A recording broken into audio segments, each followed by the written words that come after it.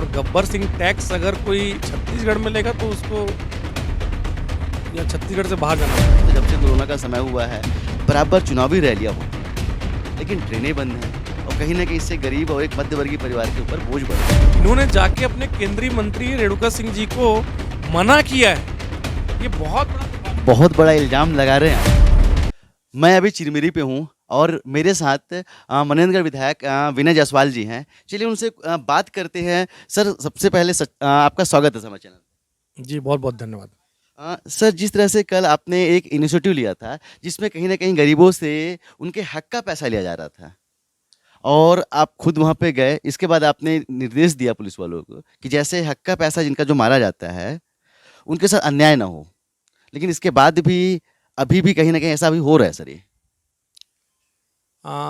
देखिए पहली बात तो जो बात मेरे संज्ञान में आई इसके बाद मैंने कल सहकारी बैंक में जाके वहाँ किसानों से मिला और जो किसान 49,000 या 50,000 60,000 का आहरण कर रहे थे उस पर ये शिकायत मिली कि इसमें 1,000 1,500 2,000 रुपये की वसूली जो है बैंक कर्मियों के द्वारा की जा रही है या बैंक के द्वारा की जा रही है। मैंने तत्काल सीएसपी और टीआई को बुला के जितने भी 49,000 के आहरण हुए हैं पिछले 10-20 दिनों में या एक महीने में, सभी की लिस्ट बना के मैंने एक एक जन से बयान लेने के लिए कहा है। और जो भी इस तरह की अगर कोई बात है आपके भी संज्ञान में अगर है, अभी भी आज कल मैं गया हूँ, आज भी अगर ऐसी कोई बात हुई है तो आप निश्चित रूप से ऐसे हितग्राही को लाके खड़ा करिए। देखिए एक बात आप समझ लीजिए कि छत्तीसगढ़ की जो सरकार है 15 साल के बाद किसानों की सरकार बनी है, आदिवासियों की सरकार बनी है, पिछड़ा वर्ग की सरकार बनी है, सर्वहारा वर्ग की सरकार बनी है और काम करने वाली सरकार बनी है और किसान हित ऐसी सरकार बनी है। और किसानों को जब खुद हमारे मुखिया जो छत्तीसगढ़ के माननीय भूपेश बघेल उनको झोली भर भर के पैसा दे रहे हैं। पूरे देश में अगर कोई राज्य है छत्तीसगढ़ तो किसानों को 2,500 रुपये देने वाला राज्य है, अग्रणी राज्य है। आप किसी भी राज्य में चले जाइए, भारतीय जनता पार्टी शासित या और भी कोई शासित राज्य चले जाइए, कहीं भी जो धान का समर्थन मूल्य है वो 1,200-1,100 में वो अपने धान को बेचने के लिए मजबूर है।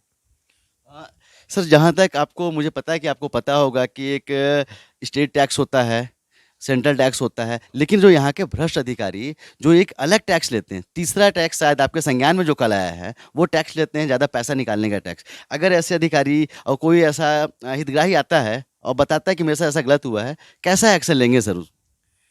देखिए हमारे जो नेता हैं राहुल जी हमेशा एक बात को बोलते हैं कि जो जीएसटी का जो टैक्स है ना, वो जो मोदी जी ने जो लगाया है आनंद फानंद में, उसको गब्बर सिंह टैक्स का नाम दिया है।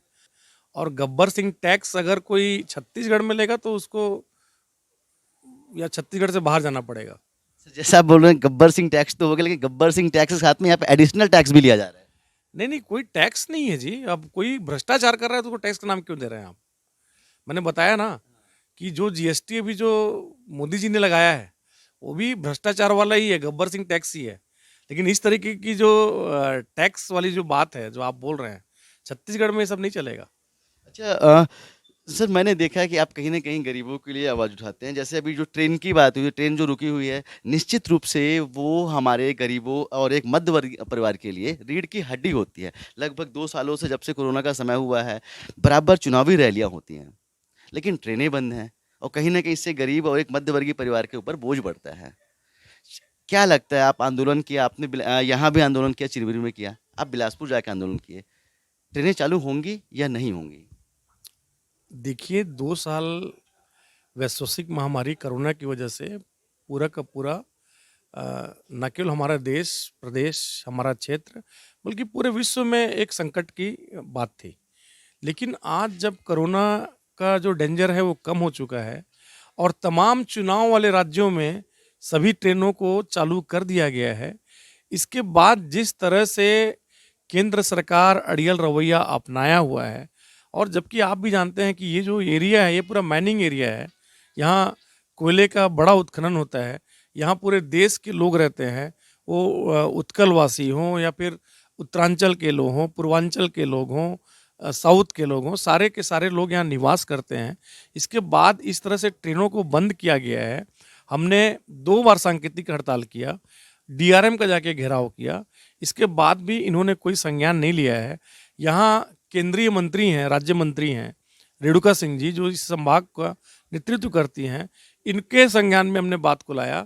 वहाँ डीआर देखिए, आश्चर्यजनक बात तो ये है कि जो केंद्रीय मंत्री हैं, डीआरएम से जब हम जाके बात करते हैं, टेबल टॉक करते हैं, तो उनका ये कहना है कि केंद्रीय मंत्री ने हमको कभी नहीं बोला ट्रेन चालू करने के लिए।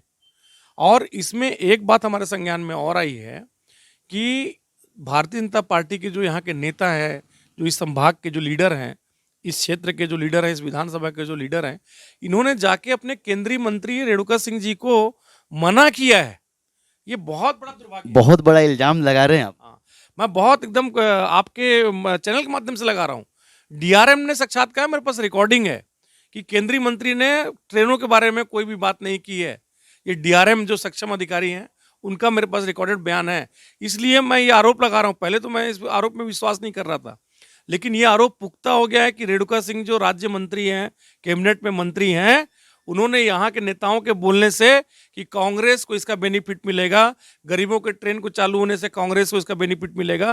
भाई, इसको राज्य सरकार तो ट्रेन चालू नहीं कर सकती, राज्य का विषय तो ट्रेन है नहीं, इसको चालू करना है केंद्र सरकार को, रेलवे बोर्ड को इसको चालू करना है। तो इसके सक्षम लोग कौन है?